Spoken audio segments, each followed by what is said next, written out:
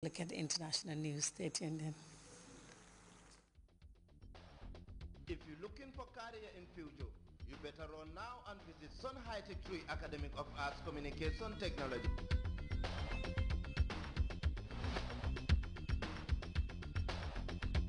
Sun High Tech 3. It contains full courses TV journalism, graphic design, webmasters, video editing, 3D animation, and communication. If you're interested in model or hostess, secretary, and IT courses, or if you're interested in music, we do both vocal and instrument.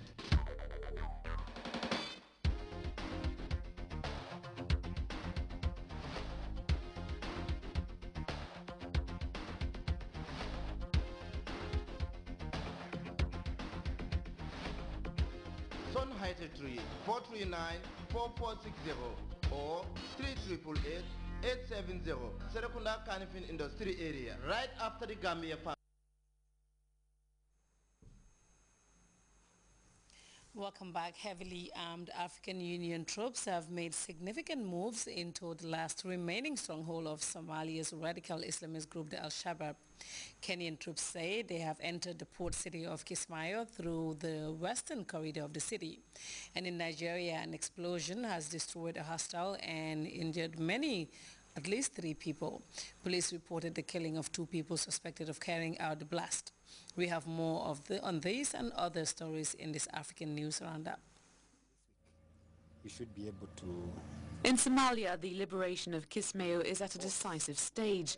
A little over 48 hours after an assault was launched on the Shabaab, a first batch of soldiers from the African Union mission in Somalia entered the port city. Some Kenyan AMISOM troops arrived on Monday through the west of Kismayo. Their arrival marks an end to the reign of the Islamist insurgents in the strategic city.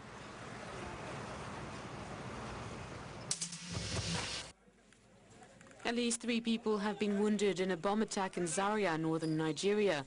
An explosion occurred near the Salafist hostel, known to be a staunch critic of the Islamist sect Boko Haram. The 2 men allegedly responsible were killed by Nigerian security forces. So far, no one has claimed responsibility for the attack, which came on the eve of the celebration to mark the 52nd anniversary of Nigeria's independence. In Egypt, the trial of the owner of a television channel, Al Ummah, has been postponed. Abu Islam has been charged with defamation against the Christian faith. The Islamist, who is backed by loyalists, is accused of burning a Bible during a demonstration against the United States. The next hearing will take place on October the 14th.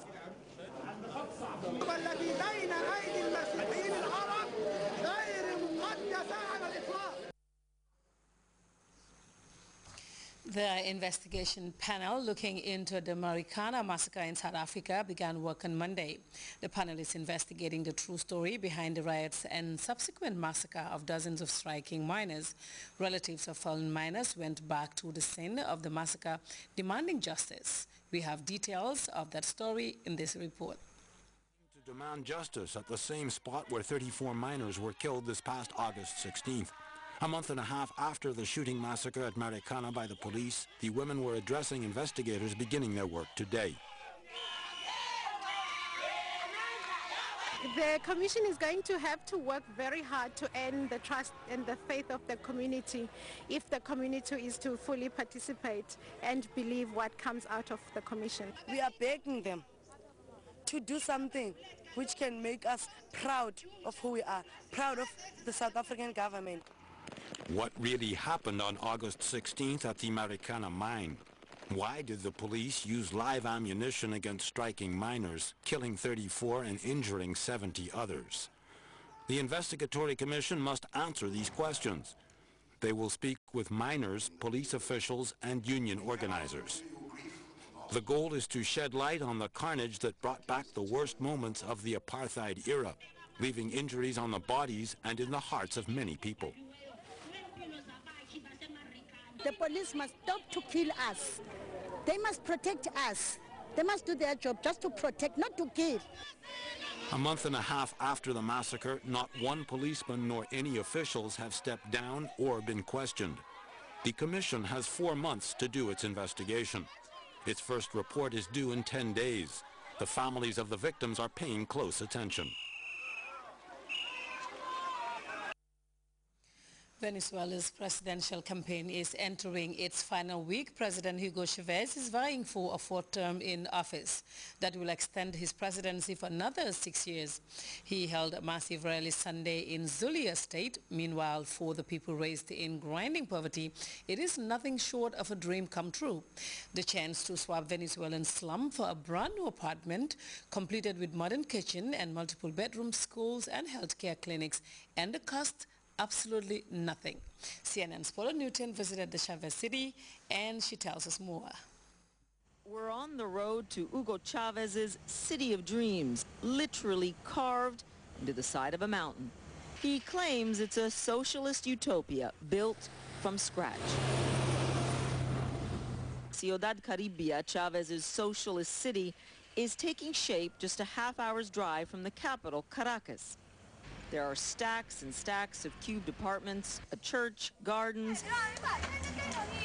The sights and sounds of community are everywhere.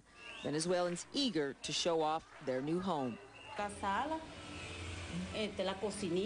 She shows us her new living room, her new kitchen with laundry, and all those bedrooms.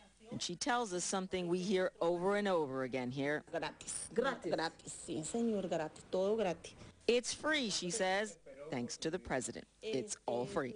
And they say compared to where they used to live in the working class slums, all of this is like a dream.